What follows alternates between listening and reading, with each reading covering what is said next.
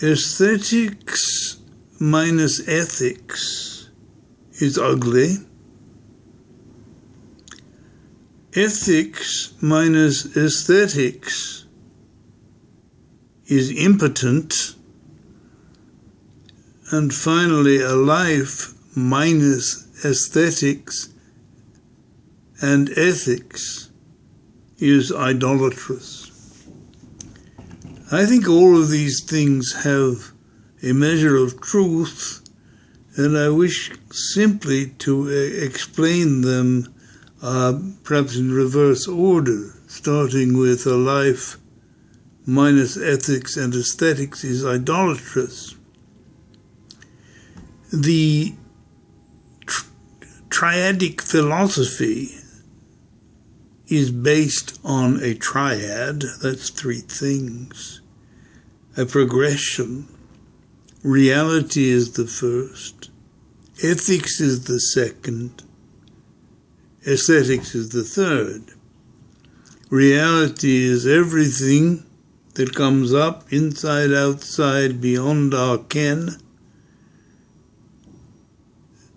Ethics is, in my view, the four cardinal values: tolerance, democracy, helpfulness, and non-idolatry, having no idols, worshipping nothing on this planet. And then finally, the action element, which is aesthetics. Well, then you could see why I would say a life minus ethics and aesthetics is idolatrous.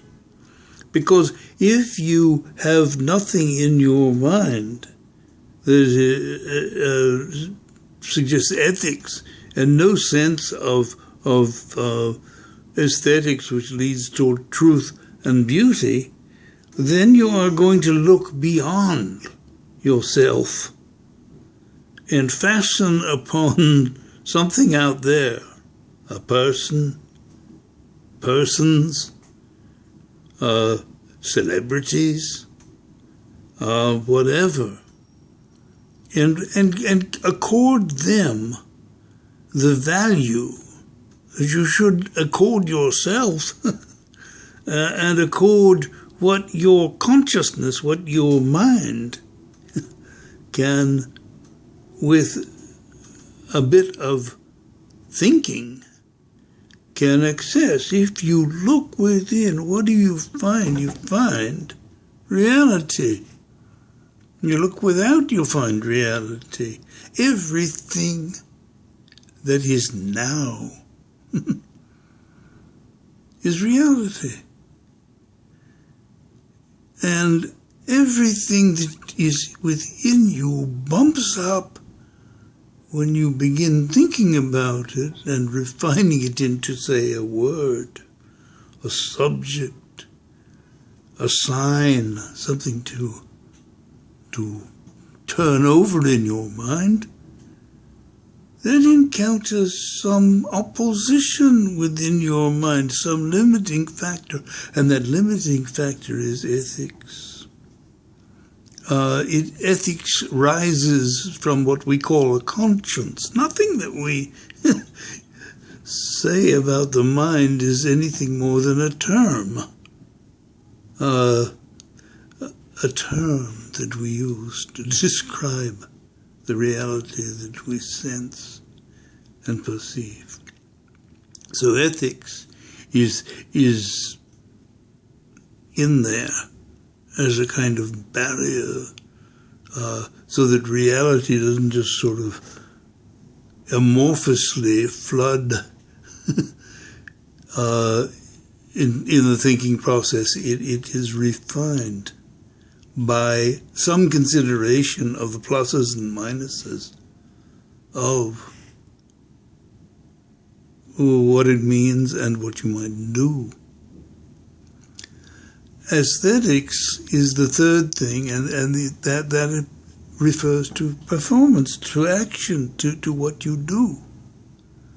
And that's why I want to move beyond the notion of aesthetics as a kind of quality within the art world, subject to be bandied about by scholars writing about aesthetic theory. My theory of aesthetics is that it is universal.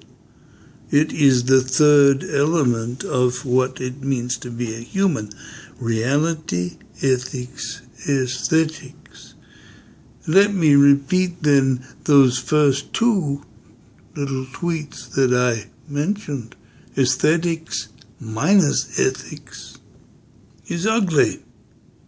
Why do we have postmodernism, pray tell? If it wasn't because looking at the great monuments of the last thousands of years, say in Europe, we began to perceive what they were built upon. War, blood, hate,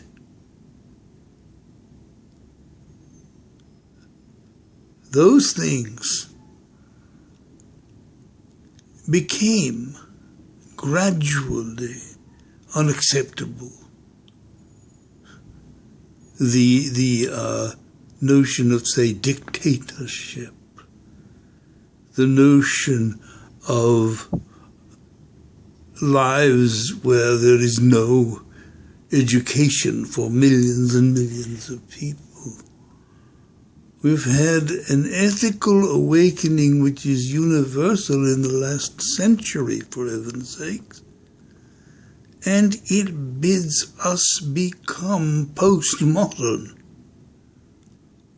Not in a kind of theoretical, esoteric way, although there are some nice theories within postmodernism. No. We are postmodern because we want to affirm the fact that aesthetics minus ethics is ugly. I could talk a lot more about triadic philosophy and how triadic philosophy confronts the reality of evil, which is what we as human beings allow and create, and how evil is harm, which can be measured scientifically and become a basis for deciding what we do, whether we're talking about Syria or Egypt, or how to unravel the desperate political situation in the United States. All of these things benefit from a consciousness that begins with reality, moves toward ethics, and eventuates in performance that seeks to arrive at truth and beauty, aesthetics. So that was the sum of those three tweets, and I think it summarizes the subject matter of triadic philosophy in a fairly clear way. Thank you.